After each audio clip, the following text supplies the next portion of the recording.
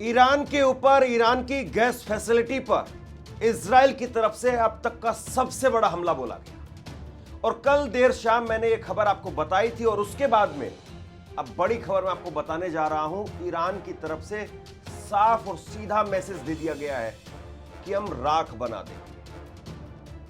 Iran जैसे को तैसा बहुत पहले से इस फॉर्मूले के साथ में इस युद्ध में है और अब ईरान की तरफ से साफ कह दिया गया है कि कतर, सऊदी अरब, जितने भी ये मुल्क हैं वहां पर उन मुल्कों की जो रिफाइनरीज है, गैस फैसिलिटी है, ऑयल फैसिलिटी है, वहां से लोग खाली करके निकल जाएं। ये चेतावनी ईरान की तरफ से साफ तौर पर जारी कर दी गई है क्योंकि वो आम लोगों को, वहां के आम मजदूरों को हमले में शिकार नहीं बनाना चाहता है।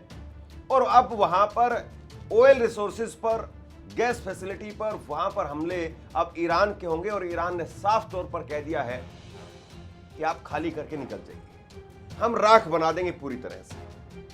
खबर यह भी है कि अब कतर ने ईरान के डिप्लोमेट्स को निकाल दिया है। यानी अब ये जो जंग है, इस जंग में कहीं ना कहीं अमेरिका जो चाह रहा था वही हो रहा है। लेकिन अब सवाल यह है कि खाड़ी के देश अपने आप को कैसे बचाएंगे।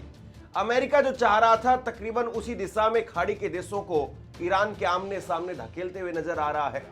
दूसरी तरफ इसी खबर में आपको बताऊंगा डोनाल्ड ट्रंप के पांव लड़खड़ाने लगे हैं और डोनाल्ड ट्रंप, देर रात उनकी तरफ से एक बयान सामने आया जिसमें उन्होंने कहा कि इजराइल ने जो हमला किया है वो इजराइल हमला दरअसल करना नहीं चाहता था, लेकिन वो हो गया है हमला। यानी उसकी जानकारी में नहीं था और उसकी जानकारी के बगैर हमला हो गया है।